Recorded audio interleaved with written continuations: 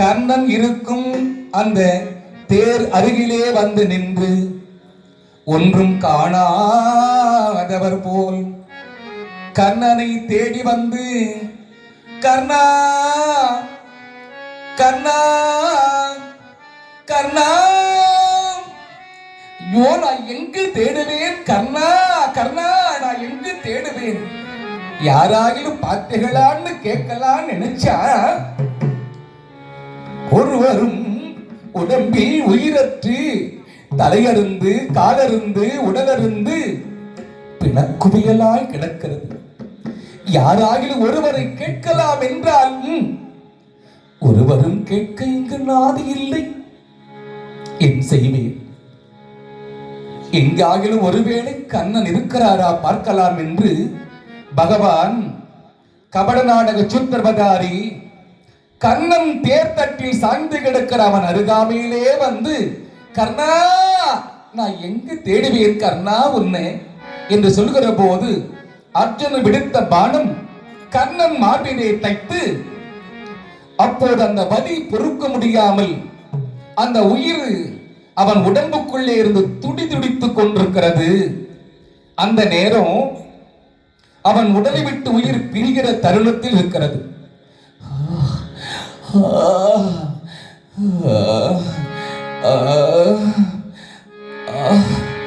அர்ஜுனா அம்மா அம்மா அம்மா என்று கர்ணன் தன் தாயை நினைந்து அவன் துடித்து அர்ஜுனா ஆயுதம் இல்லாமல் இருக்கும் என் மீது இப்படிப்பட்ட பானத்தை போட்டு பழிக்காளாகி விட்டாயடா நீ.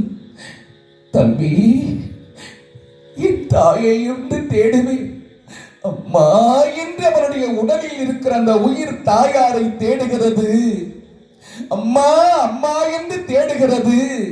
அவன் உடலை விட்டு உயிர் பிரிகிற தருணத்தில் இருக்கிறது. அந்த நேரத்தில் யாரோ ஒருவர் நம்மை அழைப்பது போல் இருக்கிறதே என்று அவன் சற்று கண்களை அப்படி மூடியிருந்தவன் கண்ணை திறந்து ஐயா ஐயா நீங்கள் தேடி வந்த கண்ணன் இங்குதான் இருக்கிறேன் ஐயா கண்ணன் இங்குதான் இருக்கிறேன் என்று சொல்லுகிற போது பகவானாகிய கண்ணன் ஐயோ கண்ணனா நீங்கள் நான் என்ன பண்ணுவேன் என்ன பண்ணுவேன் என்ன பண்ணுவேன் அள்ள போனாலும் அதிர்ஷ்டவோனும் சொல்லுவாங்க எனக்கு அந்த பாக்கியம் இல்லையே நான் என்ன பண்ணுவேன் சுவாமி யார் நீங்கள் என்னை என் அருகாமையில் என்னை தேடி வந்து தாங்கள் இப்படி குரல் கொடுப்பது யார் சுவாமி சொல்லுங்கள். கர்ணா நான் யார் தெரியுமோ? நான் மகாமேரு மலையில் தவம் செய்திருப்பவன். என் குடும்பம் பெரும் வறுமையில் தள்ளப்பட்ட பிறகு என் குடும்பத்தை நிர்வகிக்க முடியாமல் நான் மகாமேரு மலையில் தவம் செய்திருந்தேன். என் குடும்பம் நல்ல வழியிலே வாழ்வதற்கு தவம் மூலமா தவத்தின் மூலமாய் அடைய வேண்டும் என்கிற போது இந்த தவத்தை செய்து செல்வத்தை பெறுவதை விட ஒரு கணத்திலே நீங்கள் செல்வந்தலாகி விடலாம். ஏனென்றால் கேட்டவுடனே வாரி வாரி கொடுக்கிற ஒரு வள்ளல் இருக்கிறார். அவர் யார் என்றால் அங்க நாட்டு அதிபதி மாவீரன் கர்ணன். அப்படிப்பட்ட ஒருவரிடத்திலே நீங்கள் சென்றீர்களானால் உங்கள் வாழ்க்கைக்கு தேவையான எல்லா பொருளையும் கர்ணன் அளிப்பார் என்று சொன்னவுடனே நான் உடனே உன் நாட்டுக்கு வந்தேன். அங்கே நீ போருக்கு போயிருக்கிறாய் என்று சொன்னார்கள். சரி, இங்கேயாகிலும் வந்து எதையாகிலும் பெறலாம் என்று வந்தால் நீ தேர்தட்டில் சார்ந்து கிடக்கிறாய் கர்ணா. இந்த நிலையில் நான் என்ன கேட்பது? நான் வருகிறேன் என்று அப்படி பாசாங்கு செய்து திரும்புகிறார். ஐயா நீங்கள் உயிர் போகும் தருவாயிலும் கண்ணன் கொடுத்தே மாண்டான் என்ற ஒரு உயர்ந்த செயலுக்கு என்னை ஆளாக்குங்கள் பெரியவரே. இறக்கும் தருவாயில் கண்ணன் கொடுக்காமல் மாண்டு விட்டார் என்ற ஒரு இடிச்சொல்லுக்கு என்னை ஆளாக்காமல் என்னிடத்திலே உள்ள பொருளை கேளுங்கள் முதியவரே. ஐயா ஆவியோ நிலையில் கலங்கியது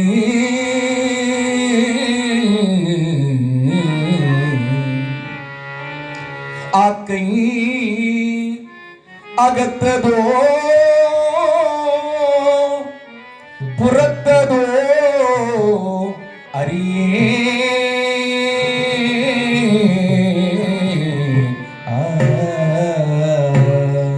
பாவியே வேண்டும் பொருள் எல்லாம் நயக்கும் பக்குவம் தன்னில் வந்திரையா ஐயா பாவியே வேண்டும் பொருள் எல்லாம் நயக்கும் பக்குவம் தனில் வந்திலையா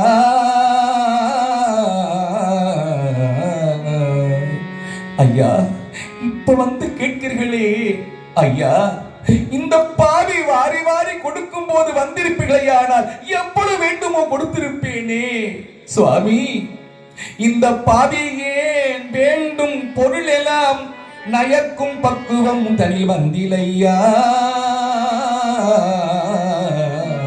சுவாமி இந்த நேரத்திலே வந்து கேட்கிறீர்களே இந்த பாவிக்கு அந்த பாக்கியம் இல்லாமல் என்னை இந்த நிலைக்கு தள்ளப்பட்டு விட்டதே நிலை சுவாமி நீங்கள் வாரி வாரி கொடுக்கும் போது வந்திருந்தால் என்ன வேண்டுமானாலும் கொடுத்திருப்பேன் சுவாமி இப்ப வந்து கேட்கறீங்களே நான் என்ன என்னிடத்திலே உள்ள பொருளை கேளுங்கன்னு சொல்றான் அப்போ நாம இருந்தா என்ன பண்ணுவோம் வந்தவங்கிட்ட இந்த நிலையில ஏண்டா பாவி இப்ப வந்து கேட்கறியே நான் வாரி வாரி கொடுக்கும் போது வந்திருந்தா எவ்வளவு வேண்டுமோ கொடுத்திருப்படா பாவி இப்ப வந்து கேட்கிறடா படுபாவின்னு வந்தவன 1008 பாவி சொல்லியிருப்போம் ஆனா கர்ணன் தன்னை பாவி என்று சொல்லுகிறான் என்று சொன்னால் கொடுப்பதனால் நாம் உயர்ந்தவன் என்ற எண்ணம் நமக்கு வரக்கூடாது ஏன்னா ரொம்ப எளிமையாக இருக்க வேண்டும் ஏனென்றால்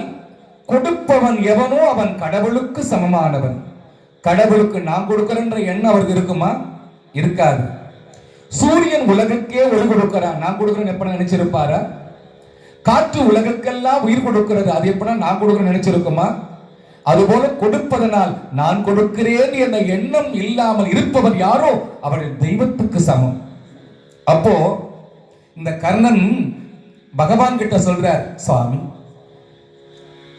இப்ப என்ன வேண்டுமோ கேளுங்கள் தருகிறேன் ஆனால் இந்த பாவி வாரி வாரி கொடுக்கும் போது வந்திருந்தால் என்ன கேட்டாலும் கொடுத்திருப்பேன்னா அப்ப நாம் எந்த அளவுக்கு தன்னை தாழ்த்தி தன் குணத்தால் உயர்ந்தாலும் தன்னை எந்த அளவுக்கு தாழ்ந்து நாம் இருக்கிறோமோ பெரியோர்களுக்கு மதிப்பு கொடுத்து நாம் இருக்கிறோமோ அந்த அளவுக்கு பெருமை இன்னும் வளரும் ஓய்வில்லாது யார் செய் புண்ணியம் அனைத்தும் உதவினே கொள்கை உனக்கு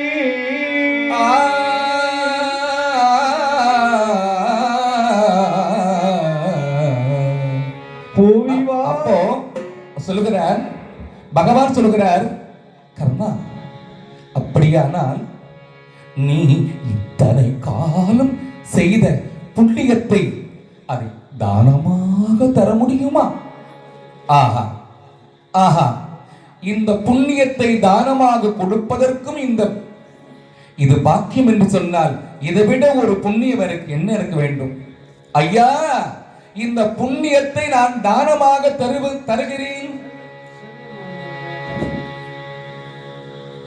ஆனால் நான் எள்ளுக்கும் தண்ணீருக்கும் நான் எங்க போவேன் அப்போ பகவான் சொன்னார் கர்ணா நீ ஒன்னும் சிரமப்படாதீங்க என்கிட்ட எள்ளு இருக்கு தர்பம் இருக்கு ஜலம் தான் இல்லை நீ என்ன பண்றையோ உன் மார்பி பதிஞ்சிருக்கலையோ அந்த அம்பை பிடுங்குவாயானால் குருதி வழியும் அதையே செந்நீரா பாவித்து நான் தானம் வாங்கிக்கிறேன் நீங்க கொடுமன்னார் சுவாமி அப்படி இப்போதே தருகிறேன் என்று சொல்லி அம்பை பிடுங்கினான் பகவான் 2 கைகளையும் அப்படி கிட நீட்டார் கர்ணன் அப்படி மேல இருந்து அப்படி கைகளால் கொடுக்கிறார் கடவுளே கையேந்தி வந்து இந்த மனிதன்கிட்ட கேட்கிறான்னா உலகத்திலே நீ கொடுப்பதற்கு நீ தயாராகிவிட்டால் கடவுளே உன்னை தேடி வருவார்.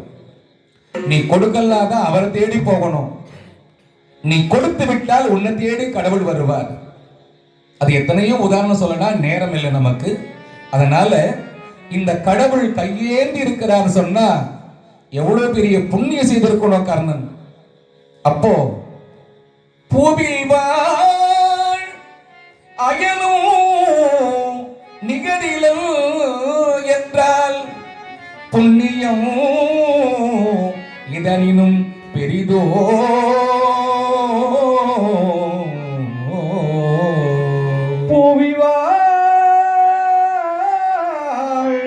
ஐயனும் நிகரு அவன் என்றால் புண்ணியம் இதனிலும் பெரிதோ.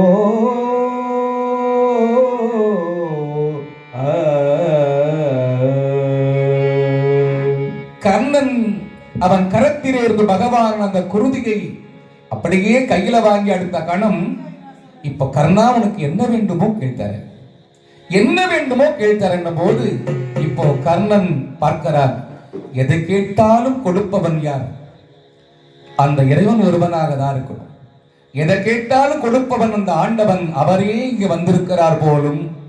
ஐயா, எதை கேட்டாலும் கொடுக்கிறேன் என்றால் இந்த பாவிக்கு ஒரு ஆசை இருக்கிறது.